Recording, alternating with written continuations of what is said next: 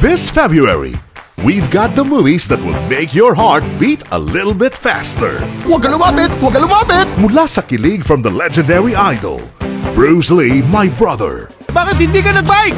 Hindi ako marunong mag-bike! Sa paggigigil sa mga oportunista, House of Wolves. Bakit mo nilalagyan ng bandage yung paa ng tuta? Pag may bandage ang paa niya, mas magmumukha siyang kawawa. Sa kaba ng misteryosong Port of Call. Alam mo ba na ang mga sinabi mo may malubhang epekto? At sa excitement sa bagsik ni Lady Whirlwind. We'll make you feel all the feels this February. Dito lang sa Bida Asia. Kilala siya sa buong mundo. Ngunit hindi lahat alam ang kwento ng kanyang pamilya. May pangalan na ba siya? Anong pangalan niya? Oo, ang pangalan niya ay... Siya si Saifong. Ng kanyang kabataan, Bakit hindi ka nag-bike? Hindi ako marunong mag-bike! ng kanyang unang pag-ibig, at ng mga naganap bago siya naging isang legend. Ayos! Wow! Bruce Lee, my brother. Ngayong Sunday, 8 a.m. sa Bida Asia. Maraming manloloko sa mundo. Bakit mo nilalagyan ng bandage yung paa ng tuta? Pag may bandage ang paa niya, mas magmumukha siyang kawawa. Pero siya, ginawa pa niyang negosyo. Kaya lang, wala na kaming pondo. Hanggang nakahanap siya ng katapat niya.